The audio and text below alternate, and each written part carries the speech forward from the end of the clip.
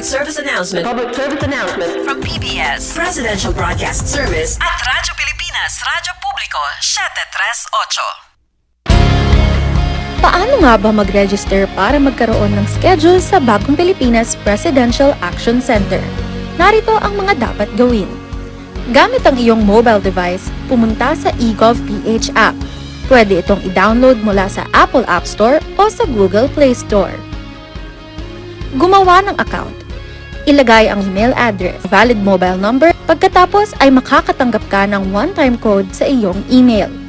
Gamitin ang code sa eGov app para sa verification ng iyong account at ng mga impormasyong ibinigay. Congratulations! Meron ka ng eGov.ph app account. Pwede mo na ma-access ang iba't ibang serbisyo ng gobyerno kabilang ang mga serbisyo sa Bagong Pilipinas Presidential Action Center. Ito ang Presidential Broadcast Service. Radyo Pilipinas. Radyo Publiko Ng Bagong Pilipinas para sa Bagong Pilipino. Naghahatid ng mahahalagang balita at impormasyon na guugnay ng pamahalaan sa sambayanan. Tulay sa himpapawid ng serbisyo publiko. Radyo Pilipinas. Radyo Publiko.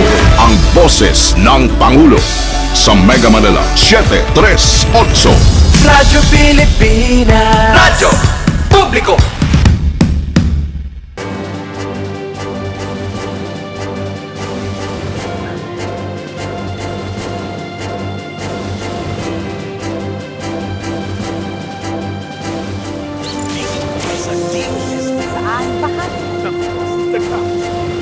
Ang USTV sa radyo.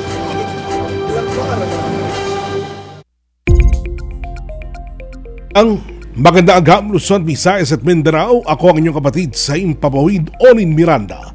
Narito na ang programa maghatid ng mga balita at impormasyon tungkol sa siyensya, teknolohiya at inobasyon. Kokonekta sa bawat Pilipino saan mang sulok ng mundo. Dala ang mga programa at proyekto ng Department of Science and Technology sa ngalan po ng ating kalihim, DOST Secretary Renato Yuso de Dum Jr. Ako po si Yusek Maridon o Donet Sahagun at ito ang Radyo Siyensya sa DOST Konektado Ka. Magandang agam po, Yusek. Magandang agham, Onin, at sa lahat ng ating mga kakonek. At mga kakonek, welcome po muli sa ating bagong time slot. Sama-sama tayong matuto at kilalanin ng iba't ibang programa at kaganapan ng Department of Science and Technology ngayong taon. Tuwing Biyernes na po tayo mula alas 3 hanggang alas 4 ng hapon. Dito lang sa Radyo Pilipinas 1 at live din po tayo sa official Facebook page ng DOS TV. Sabayan din na mapanood sa TV Plus Channel 3 at Affordabox Channels 45 to 49. At para lahat tayo makakonect, mga kaibigan, oras na para pakinggan ang mga nagigirapan sa DOST sa linggo nagdaan straight from the S&T Authority ng bansa. DOST Secretary Renato Yuso de Dum Jr.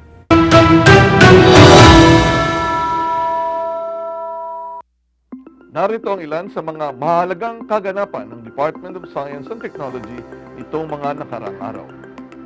Noong Lunes, nagkaroon po tayo ng mahalagang pagpupulong sa pangunguna ni Pangulong Ferdinand Marcos Jr. patungkol sa Asian Chairship ng Pilipinas. Noong Miyerkules naman, nagbigay po tayo ng mensahe sa opening ceremony ng ProPac Philippines 2026, isang mahalagang pagtitipon na nagtatampok ng mga makabagong teknolohiya at solusyon sa packaging, processing at manufacturing, mga sektor na kritikal sa pagpapalakas ng industriya at negosyo sa bansa. At itong Huwebes at Biyernes, nagtungo tayo sa Lanao del Sur at Lanao del Norte, kung saan opisyal na i-turnover natin ang iba't ibang proyekto sa MILF camps. Layunin ng aktibidad na ito na tiyaking direktang napapakinabangan ng ating mga kababayan ang mga programang pangagham at teknolohikal ng pamahalaan bilang bahagi ng pagsusulong ng inclusive at sustainable development. Maraming salamat po, DOST Secretary Renato Yuso de Dum Jr. Ma'am, talagang abalang-abala po ang ating kalihim sa iba't ibang mga aktibidades po ng DOST. Totoo yan, Onin, kaya naman hanggang ngayon ay nandun pa rin sa Mindanao ang ating kalihim. Ayan. Mga kaibigan, alamin muna natin ang lagay ng panahon. May pag-ulat si Benson Estareja mula sa Pag-asa Weather Forecasting Center. Benson. Radyo Pilipinas. Weather. Hello po, magandang hapon sa inyo, ganyan din sa ating mga taga-subaybay. As of 1 p.m. ay nasa vicinity po ng Bilar, Bohol, itong si Tropical Depression Basang. So nagkaroon na po siya ng dalawang landfall, una sa Surigao del Sur kahapon, 11:50 p.m. At yung ikalawa naman po ay kaninang alas 11 ng umaga, dito rin po sa may Bohol.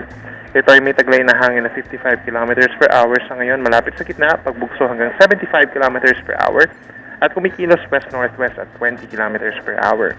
Inaasahan po within the next 24 hours, babagtasin pa ng bagyo itong Central Visayas at Negros Island region. And possibly, pagdating po dito sa may Panay Gulf, pagkalampas ng Negros Island ay magiging low pressure area na lamang ito. At isa sa mga contributing factors po ay yung multiple landfalls po nito dito sa mga areas po ng Mindanao and Visayas.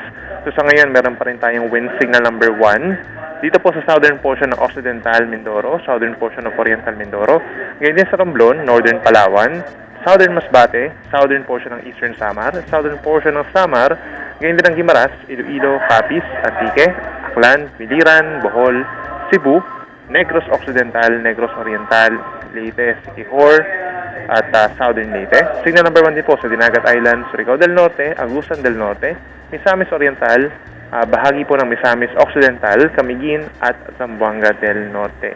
At yung pag-ulan natin, nakakonsentrate din po doon sa mga dadaanan ng bagyo. Posible pa rin po ang malalakas na mga pag-ulan dito sa may Central Visayas, Western Visayas, Negros Island region. Hanggang 200 millimeters po ito within the next 24 hours.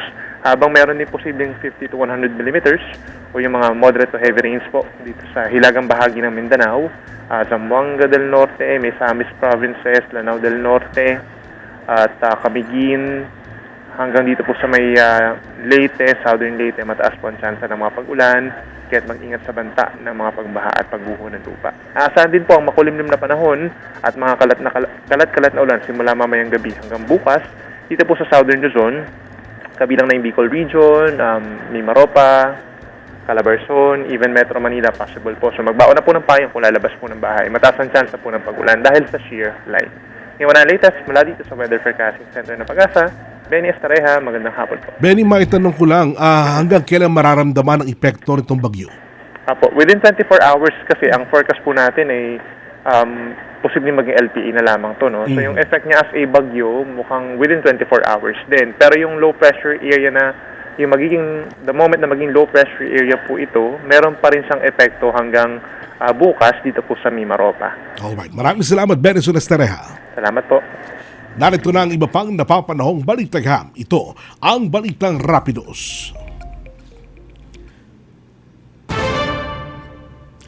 Binida ng Department of Science and Technology, Technology Application and Promotion Institute o DOST-TAPI ang iba't ibang imbensyon sa bansa sa pamamagitan ng short-form videos at photo essays. Paraan ito ng DOST-TAPI upang mas maipakilala sa publiko ang mga teknolohiya at inobasyon na gawang Pinoy. Alamin natin ang kabuuan ng report sa pag-uulat naman ni DOST-TV correspondent Christian Dave Caragayan.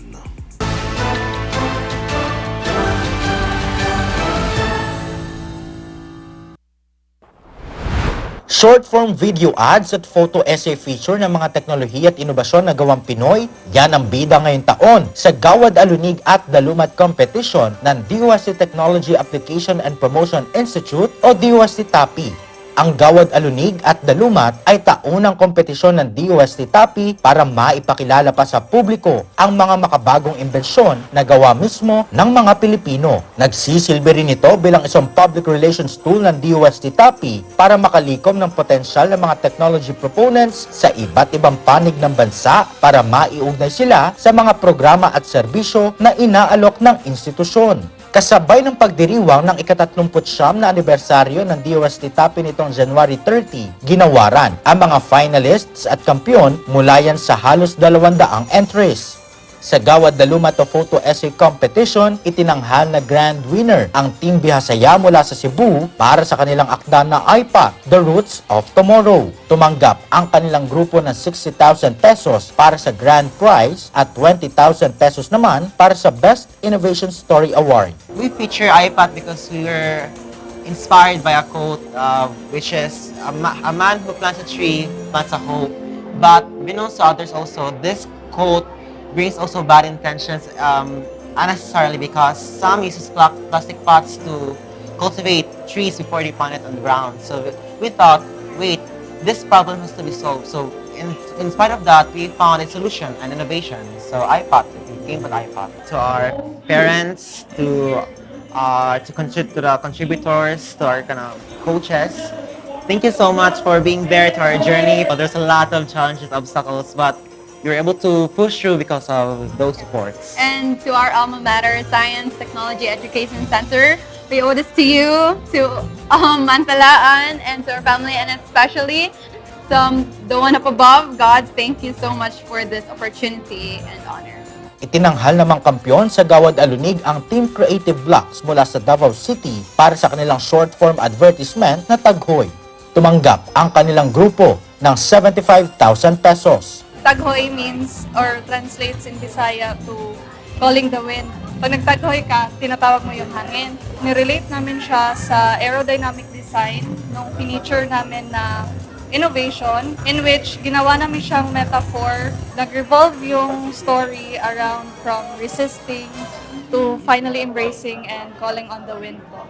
So it's a message to all the innovators and creators po to persevere para po makamit yung mga goals nila. Because of this initiative, we can practice yung craft namin at the same time help yung innovator na they will reach more audience so they could create more impact po through their innovation po. We tried asking for help from everyone, sa instructor namin, sa dean, sa program head, sa coach namin, tapos sa families namin. The success is because of the people behind us sa journey namin po. So thank you kaayo everyone. Bukod sa kompetisyon, ibinida rin ni DOST TAPI Director Attorney Marion Ivy Decena ang mga natatanging tagumpay at kontribusyon ng institusyon sa pagbibigay ng tulong at suporta sa mga Pilipinong inventor. As we enter 2026, we are raising the standard. We recognize that producing outputs is only the beginning. Our true mandate is to turn these outputs into outcomes. Results that are felt, seen, and lived by the Filipino people. This is why our direction for 2026 is anchored on one clear principle, one strategy, one TAPI. Para sa DOST TAPI, ang ganitong uri ng kompetisyon at pagdiriwang ay isang malaking hakbang para hikayatin ang mga Pilipino na ipagpatuloy ang paggawa ng mga makabagong imbensyon. Sa tulong ng DOST TAPI, lahat ay pwedeng maging posible. Ako po si Christian Caragayan, delivering science for the people. DOST Report.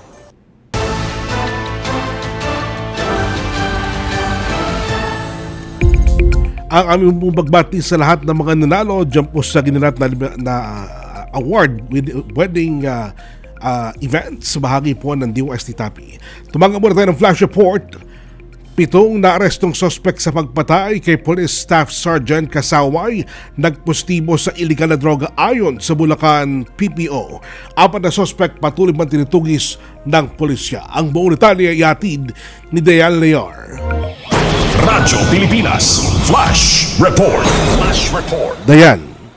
Yes, nagpositibo sa iligal na droga itong mga suspect na hawak ng mga otoridad na sangkot sa pagpatay kay Police Staff Sergeant Renato Kasaway Jr. Sa pulong balitaan dito sa Campo Crame, sinabi ni Bulacan Police Provincial Office Director Colonel Angel Garciliano na sumailalim sa drug test itong 7 suspect at nagpositibo ang mga ito sa paggamit ng iligal na droga. Ayon kay Garciliano, noong February 3, sumuko sa Malolos Police Station ang isa sa mga suspect na si alias Marvin. Habang noong February 4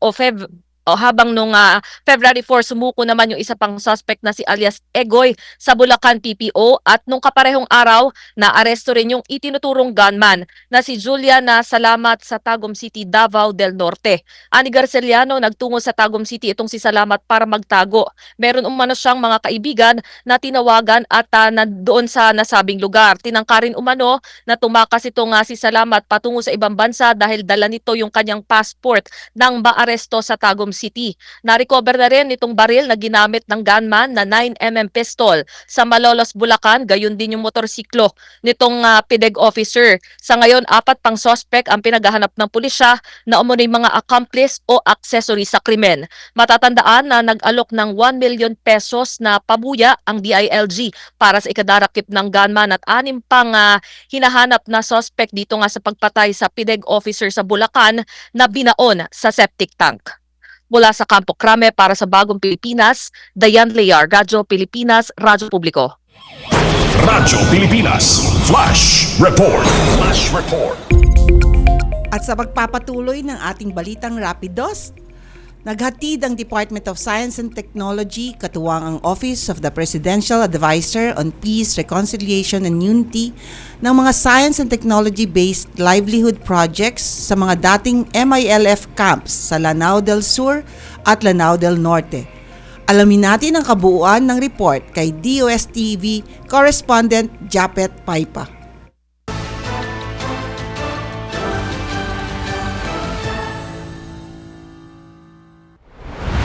Magandang aga Pilipinas, pinalalakas ng pamahalaan ang kapayapaan at kaunlaran sa Mindanao sa pamamagitan ng agama teknolohiya. Dito sa Camp Lucia sa Butig, Lanao del Sur, formal nang ipinakaloob ang iba't ibang science and technology interventions sa 6 na kampo ng Moro Islamic Liberation Front o MILF, katuwang ang Department of Science and Technology o DOST SOC Sergeant at Office of the Presidential Advisor on Peace, Reconciliation and Unity o OPAPRO. Dating lugar ng armadong tunggalian, ngayon ay unti-unti na nagiging sentro ng pag-asa at pag-unlad. Isinagawa sa Camp Lucia sa Butig, Lanao del Sur ang ceremonial turnover ng science and technology-based livelihood interventions para sa 6 na MILF camps. Para sa aming mga lingkod sa larangan ng agama teknolohiya, ang kapayapaan ay nakikita sa kaunlarang hatid ng inobasyon. Kapag ang aming mga kaalaman, imbensyon o inobasyon ay nagiging hanap buhay at ang teknolohiya ay nagiging pag-asa, yan po ay patungo sa pag-unlad at pagkakaroon ng kapayapaan. It is therefore fitting that today, in this very place, shaped by values and sacrifice, we gather to witness an activity that symbolizes transformation, peace and progress. Layunin ng programa na maisalin ang peace agreement sa konkretong benepisyo sa komunidad, lalo na sa larangan ng pangkabuhayan, edukasyon at teknolohikal na kaunlaran. Kabilang sa pinagkaloob ang iba't ibang kagamitan at programa makatutulong sa pagpapalakas ng lokal na produksyon at pagkakakitaan ng mga residente tulad ng solar-powered water system at safe waters technology para sa malinis na inuming tubig, Starbooks Learning Hub at Starlink Internet para sa mas accessible na edukasyon at mga pasilidad para sa bakery, food processing at paggawa ng halal pastil in a jar at iba pang produktong pagkain. Kasama rin sa interbensyon ang paghahabi, pagproseso ng abaka, halal catfish production gamit ang more fish than water technology at Zampen native chicken production para sa halal livestock. Kasama ninyo kaming nagplano kung anong kabuhayan ang nararapat. Sama-sama nating hinubog ang mga pagsasanay at tiniyak natin ang bawat teknolohiyang ipinagkakaloob ay tumutugon sa inyong tunay na pangangailangan. Para kay Munakadar, isang former combatant, higit pa sa kabuhayan ang hatid ng programa. Ito ay bagong direksyon ng kanilang buhay. Noong una, talagang mahihirapan kami talaga kasi kalimbawa ngayon noon, hindi mo alam na yung pamilya mo, makikita mo na uli o hindi. Ngayon dumating na itong OPAPRO, nagbibigay ng tulong sa mga magsasaka. Mas lalo na sa agriculture kasi sa totoo lang ang hili ko agriculture. Tapos yung nagbibigay sila ng mga equipment, machine, kung halimbawa ngayong production na bikiri, yung bikiri, masaya yung mga tao. Nakikita mo naman ngayon na parang tuwan-tuwa sila. Bubuong pagsasalamat nila sa OPAPRO, saka DOST, saka Bangsamoro Camp Transformation na project sa pagtanggap nila sa mga tulong nila sa pagtulong nila sa mga community. Kasabay ng turnover, isinagawa din ang ceremonial signing ng Memorandum of Agreement para sa Phase 2 ng partnership upang palawakin at ipagpatuloy ang Camp Transformation Initiative sa lugar. Under Phase 2, OPAPRO is transferring 80 million to DOST to implement agricultural initiatives across all 6 acknowledged MILF camps: Abubakar, Rajamuda, Omar, Bader, Busra, and Bilal. Inilunsad din sa aktibidad ang Science for Peace o Science and Technology Solutions for Peaceful and Productive Communities, isang programa magsisilbing gabay sa pagpapatupad ng mga proyektong pangkaunlaran sa mga lugar na dating conflict areas. Nung bago pa yung peace process, pag pumupunta kami sa kampo, medyo may reservation yung mga tao na harapin kami. May reservation sila na kausapin kami. But ngayon siguro nakita niyo sa simpleng programa nito, yung warm welcome na pinakita nila kung paano sila nag-interact sa atin. Yan yung yan yung mga indicators na wala nang balakid between MILF and government. Kaisa na namin sila. Sa tulong ng agham na teknolohiya, ang mga lugar na minsan naging masalimuot ay nagiging huwaran na ng kapayapaan at kaunlaran.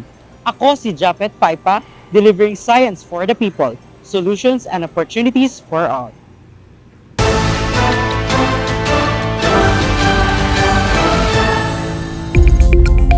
Mga ka-connect, manatili kayo nakatutok at makiisa sa amin. Maaari kayo mag-comment ng inyong mga katanungan para sa ating mga kasama ngayong araw at aming sasagutin yan live on air. Kaya naman magkwento lang sa ating mga live broadcast na matatagpuan sa RP1 at DOSTV official Facebook pages.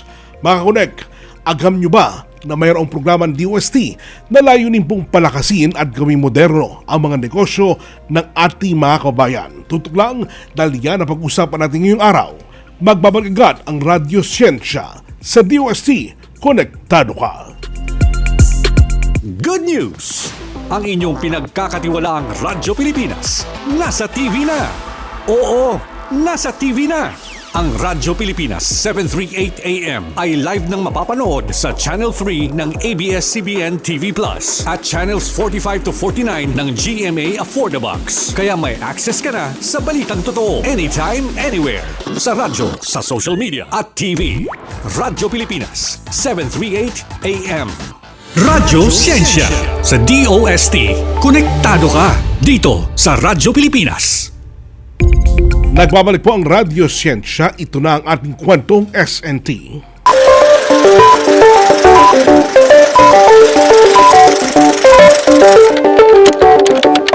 Ngayong araw, pag-uusapan natin ang isa sa mga proyekto ng DOST na kumikilala sa mga businesses na nakapag-adapt ng sustainable, scalable at environmentally friendly circular economy practices.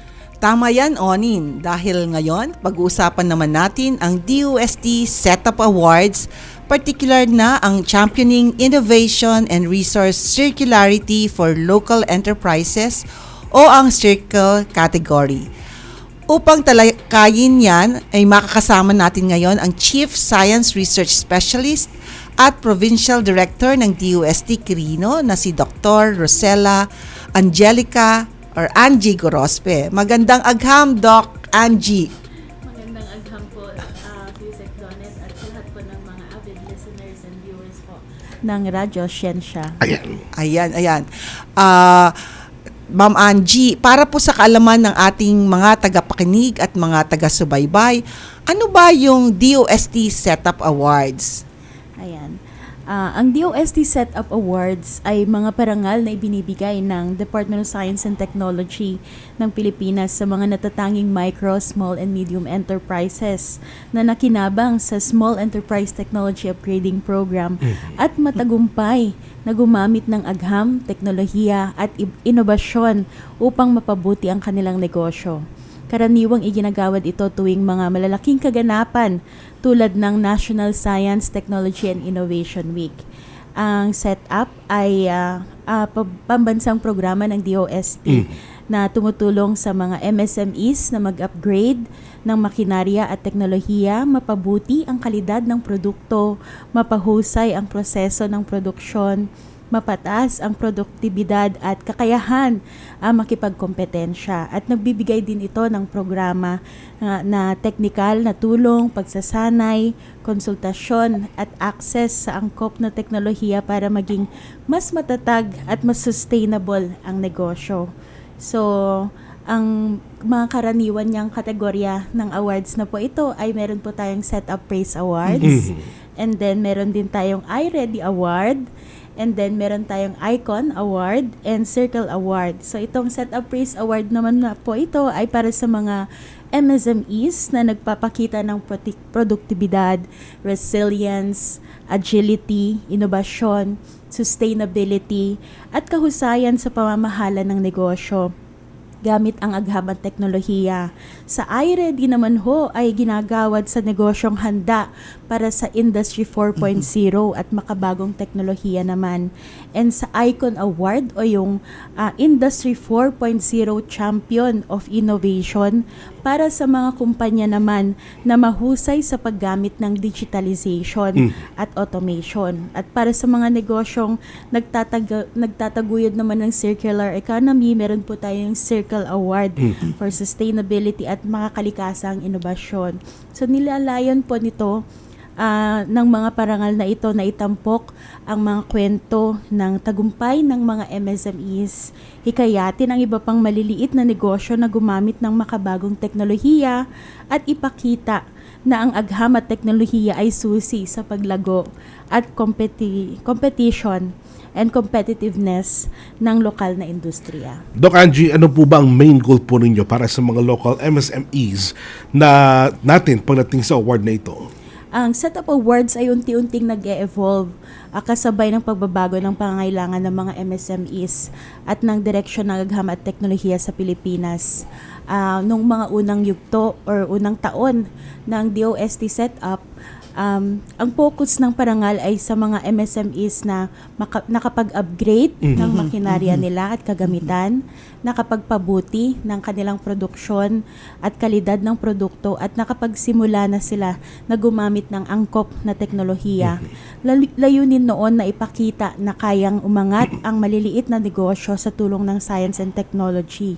Ngunit habang tumatagal, kasamang Onin at Yusek Donet, habang tumatagal napansin ng DOST na hindi lamang teknolohiya ang kailangan at mahalaga, kaya pinalawak ang pamantayan at sinama ang pagtaas ng productivity and then paglikha ng trabaho, paglago ng kita at resilience ng negosyo lalo na sa krisis. Dito nagsimulang kilalanin ang mga MSMEs na may pangmatagalang epekto, hindi lang pansamantalang improvement. And sa pagpasok nga po ng Setup 4.0, nag-shift ang awards patungo sa digitalization, automation, smart manufacturing, and data-driven na decision-making. So dito lumabas ang mga bagong parangal tulad ng iReady Awards at saka Icon Awards.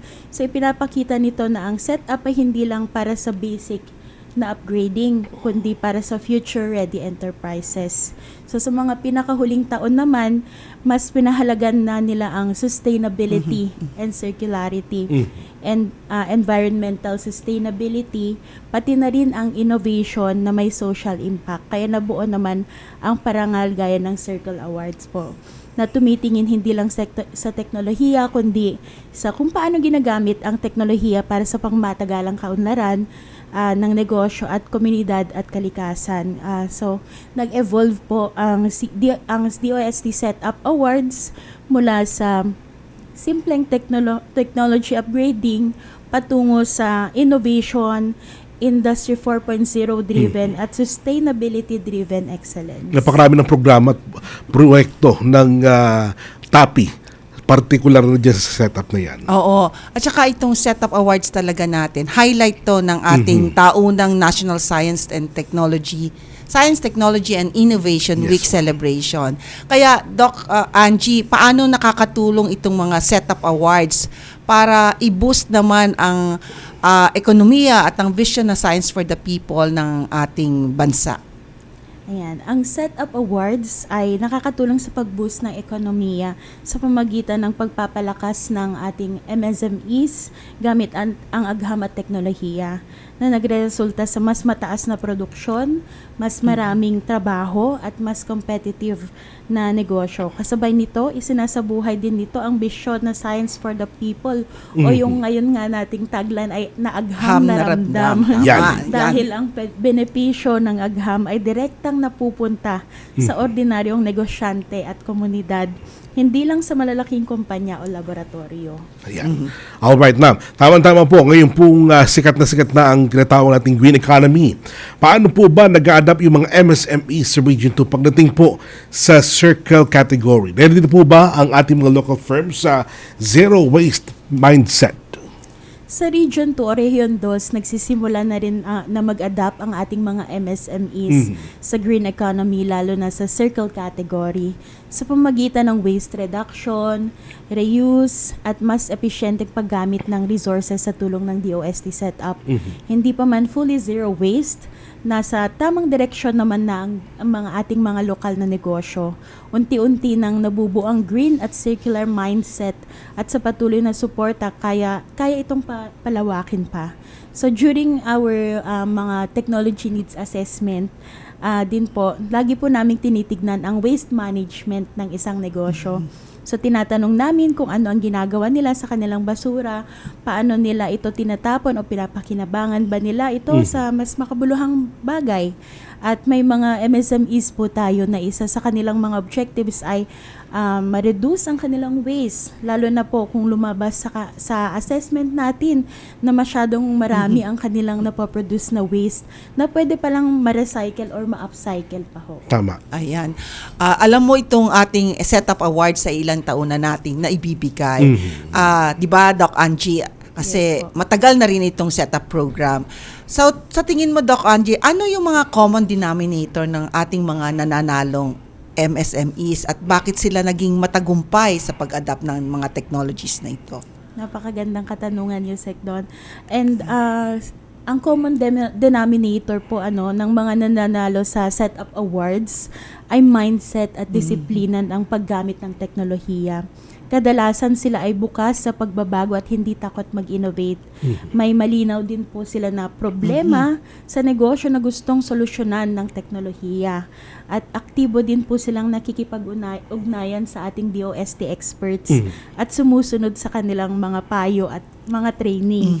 And may maayos po sila na pamamahala at handang mag-invest ng oras at effort. And bakit sila nagtatagumpay sa pag-adapt ng bagong teknolohiya? Dahil hindi nila tinitignan ang teknolohiya na added cost or bilang gastos. Bagkus ito yung kinoconsider nila na investment. Tama. Ginamit nila po ito para pataasin yung kanilang productivity, quality at sustainability ng kanilang negosyo. Alright, naku, tama-tama po yan, ma'am. Pagkatapos po nilang manalo, ano po ang next step? Paano po sinisiguro ng DOST na hindi lang po ito one-hit wonder, kundi tuloy-tuloy ang paglago ng kanilang negosyo? So pagkatapos po na manalo ng isang MSME, hindi po doon nagtatapos yung tulong ng DOST through setup. Patuloy po ang kanilang mentoring, monitoring at saka technical assistance na nakukuha mula sa DOST para mas maayos ang paggamit ng technology at mas skill ang negosyo nila. Tapos kinokonekta rin po sila sa mga advanced na setup support. Kagaya ng meron po tayong mga proyekto from DOST MIRDC, yung mga automation and robotics, mga ganun ho. At minsan, meron din po yung mga green innovations and industry 4.0. So, paano ba iniiwasan yung mga one-hit wonder? Meron po talagang, minsan sa mga negosyo, merong mga one-hit wonder. Ngunit sinisiguro ng DOST ang tuloy-tuloy na growth ng ating mga MSME sa pamamagitan ng regular na evaluation and monitoring and capacity building at paghubog ng innovation at sustainability mindset nila. Hindi lang isang beses na upgrade, sa madaling sabi, parang long-term partnership na po ang setup. Hindi lang award, kundi pangmatagalang pag-angat ng negosyo na ho. Ayan. Kaya, alam mo, importante talaga itong setup program natin. Kaya, Doc Angie, baka may gusto pa po kayong sabihin or ipaalam sa ating mga nanunood o kaya anyayahan po natin ng ating mga tagapakinig na maging kasama natin at kaagapay dito sa setup program. Oho. Para po sa mga small business owners na na-intimidate kapag science and technology ang pinag-uusapan. Kasi diba, parang high-tech no? Parang Takot na may nakakatakot Baka kailangan magaling ka sa math, magaling ka sa science. Yun po ang connotation kasi meron lang pong simpleng mensahe ang DOST para sa atin. Hindi po natin kailangan maging scientist para makinabang sa science. Tama. Ang setup ay ginawa para sa ordinaryong mga negosyante. Step by step or hakbang-hakbang, merong gabay ang DOST at nakabase sa aktual na pangangailangan ng negosyo at hindi naman kayo iiwan ng DOST. Totoo po yan. And kasama kayo doon sa proseso kaya kinakandak nga po yung technology needs assessment para talagang kung ano po yung appropriate na teknolohiya para sa inyong negosyo, ayun nga po ang maibibigay po sa inyo or may a-assist po sa inyo.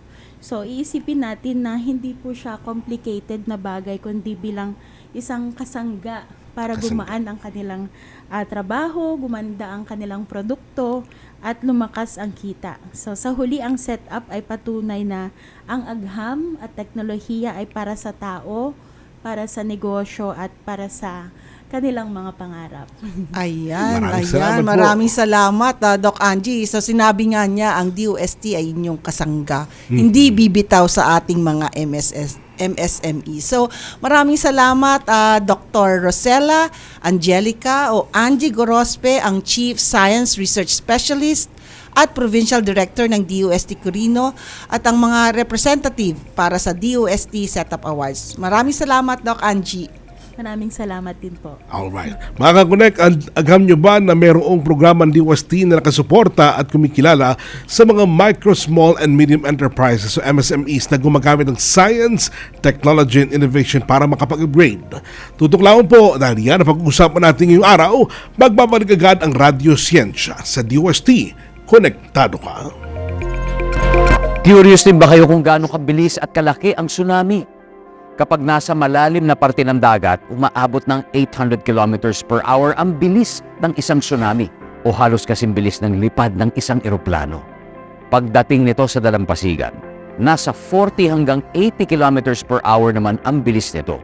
Parang takbo ng kotse sa kalsada.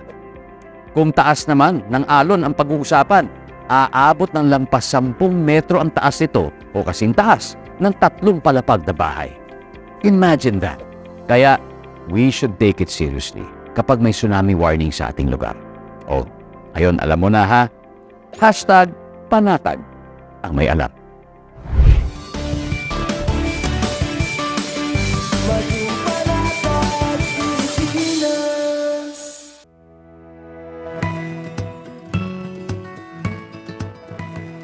Sa isang bagong Pilipinas, hindi dapat makamba ang pamilyang Pilipino sa mga bayarin sa ospital. Kaya naman sa Zero Billing Policy, libre ang inyong paggamot sa lahat ng mga Department of Health hospitals. Mapa-inpatient, outpatient, o emergency services.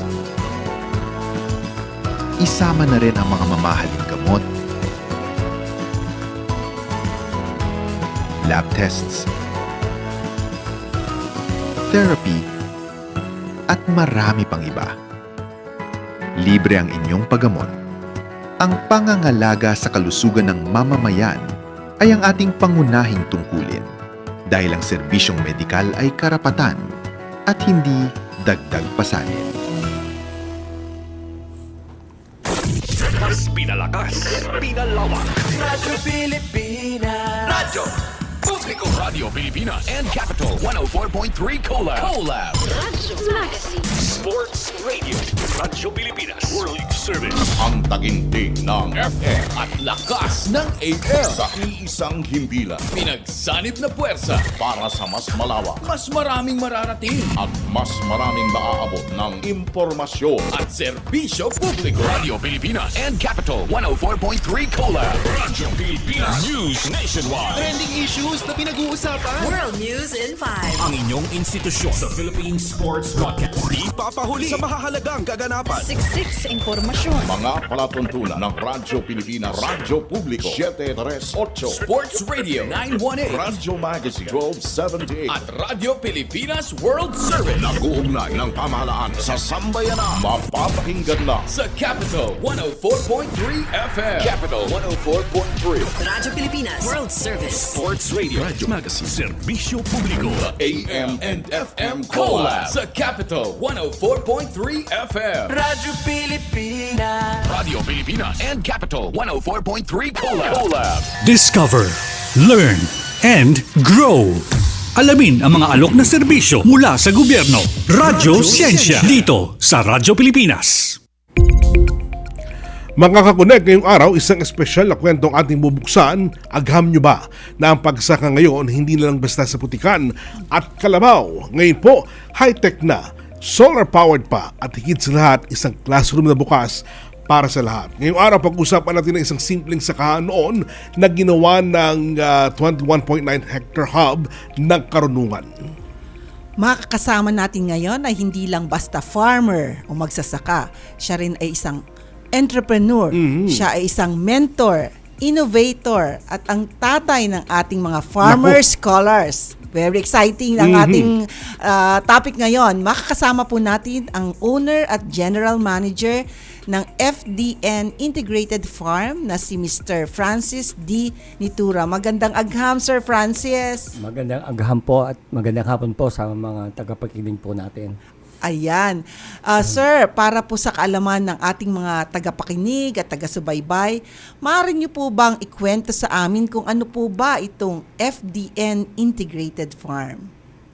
FDN Integrated Farm po, it's Francis Domingo Nitura Integrated Farm, ay primarily po isang RCEF certified seed production po ang main project namin sa farm. And dahil po doon, nagkaroon na rin po kami ng mga ibang mga products doon, mga tanim na ginawa namin na integrated farm. So, mula sa parang seed talaga ang simula ng inyong ang inyong farm, di ba? Tama po. Sir, pakilinaw nga po, naging 21.9 hectare hub itong FDN Integrated Farm. Ano po ba yung naging vision nyo? Bakit ito naisipang gawing learning site ang inyong farm? Actually po, 20 years po ako sa Amerika. Nung dumating po ako 20 years? Yes po. Nung bumalik po ako ng 2013, napansin ko po na yung pagbubukid po ng mga kapwa ko magsasaka, wala pong pinagbago. Kung ano yung sistemang iniwanan ko noong 1993, ganun pa rin po ang sistema, ganun pa rin po ang ginagamit nilang paraan ng pagbubukid nila. Kaya sabi ko, bakit hindi natin introduce ang mechanization? Bakit hindi tayo mag-adapt ng new technologies para mapaangat, mabago natin ang kabuhayan ng mga farmers na nasa paligid natin? Sabi ko po. Kaya, ayun po, I made it a commitment, sa personal commitment po na i-adapt namin ang new technologies. And inuna po namin dyan ang pag-introduce ng mechanical transplanter na halos wala pong gumagamit noon. Wala po. Oo, tapos ayun nga po at nakita po namin na we need to inspire the farmers na makita po nila, alam nyo naman po ang mga farmer natin masyado silang yung to see is to believe. Tama po. Mahirap po paniwalain yung ating mga magsaka. Yes po. Kaya ginawa po namin, inopen ko po ang farm. Ayan. Sa lahat. Parang siya ang model, ano? Yes. Tingnan nyo. Ganito ang mangyayari pag inadapt nyo. Yes po. Nung inopen po namin ang farm, yung 21.9 hectares po na farm po ninyo. Yes po. Okay po. Inopen po namin sa mga lahat ng gustong mag-trial, mag-thesis, mga OJTs po. Pati mga estudyante. Yes po, OJTs, maganda lahat. yan. Mga private companies na gusto mag-demo, ang PhilRice na gustong mag-demo, mag-trial po ng mga seed varieties nila, inopen po namin. At para po, sabi namin, kailangan nating lumawang ang reach natin sa mga farmers.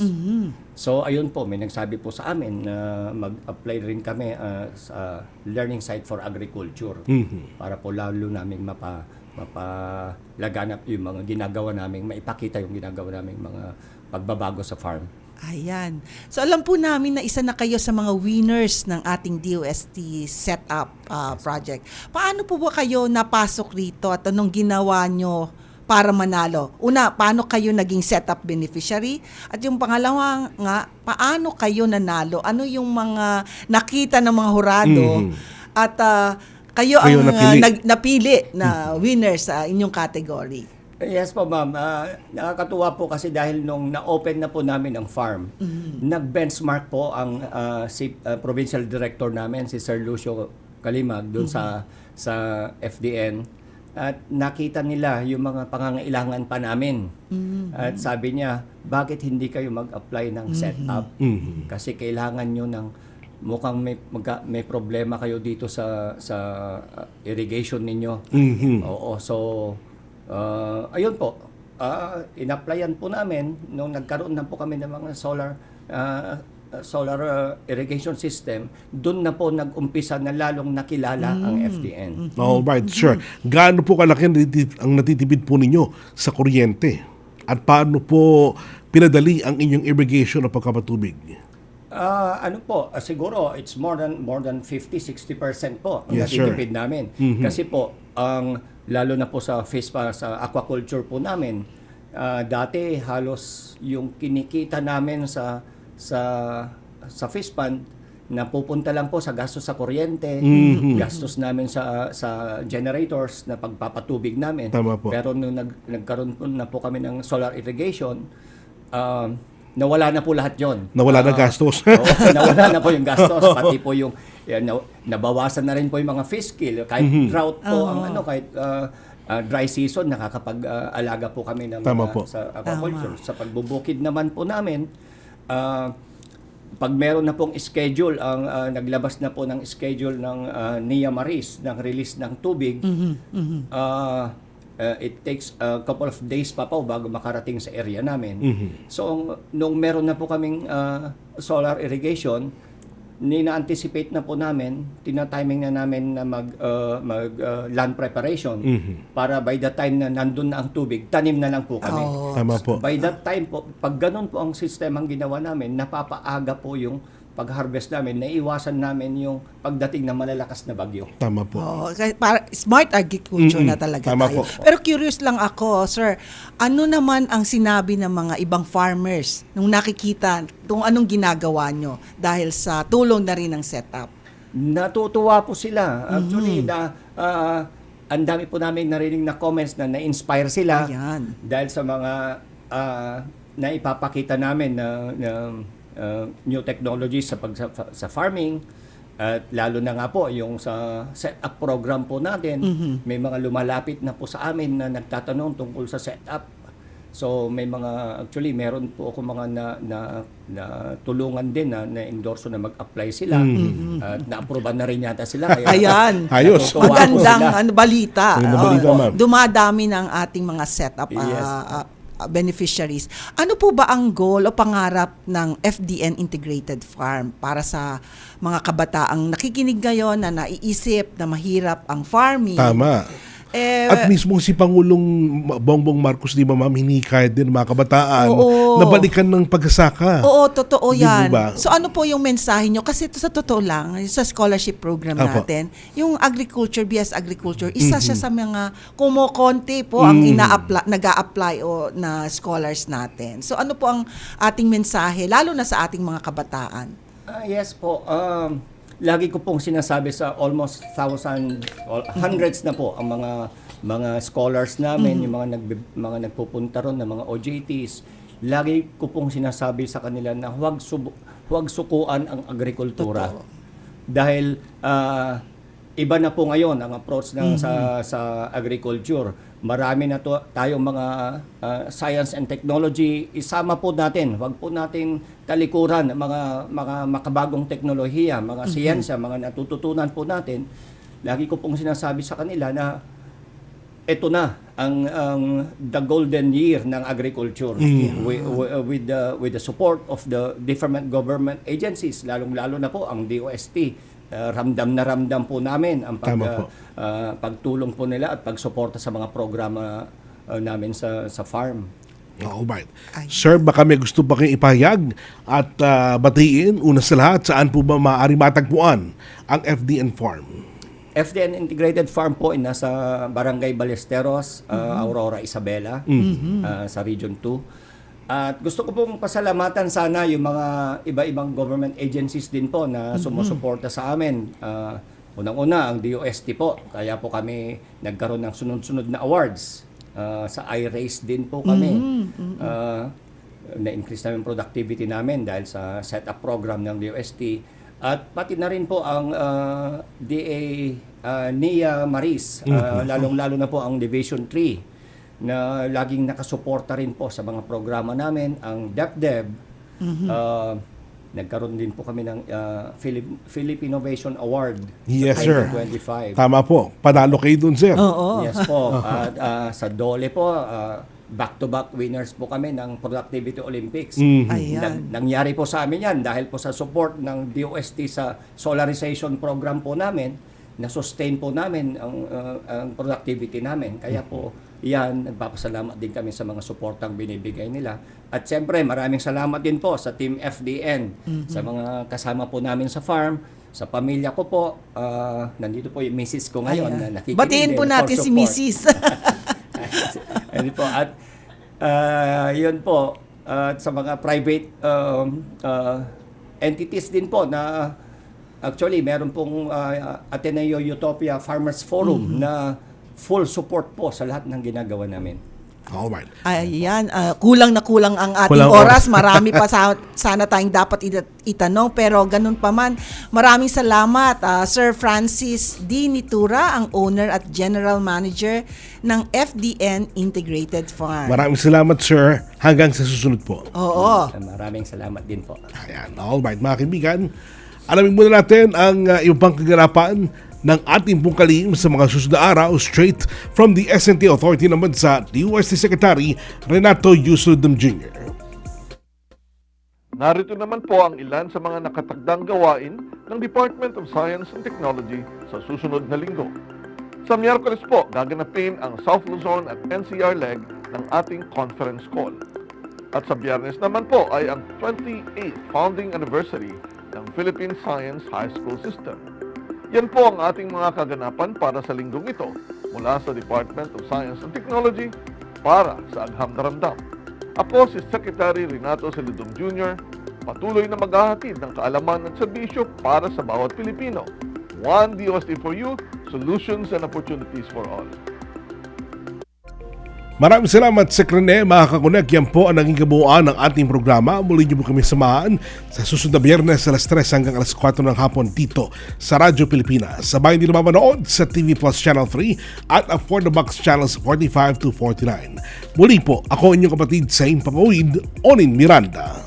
At mula sa Department of Science and Technology, para sa Agham na Ramdam at sa ngalan na DOST Secretary Renato Saludum Jr., ako po si Maridon Sahagon, naghahatid ng kaalaman at serbisyo para sa bawat Pilipino. Ito ang Radyo Siyensya sa DOST Konektado Ka. One DOST for you, solutions and opportunities for all. Radyo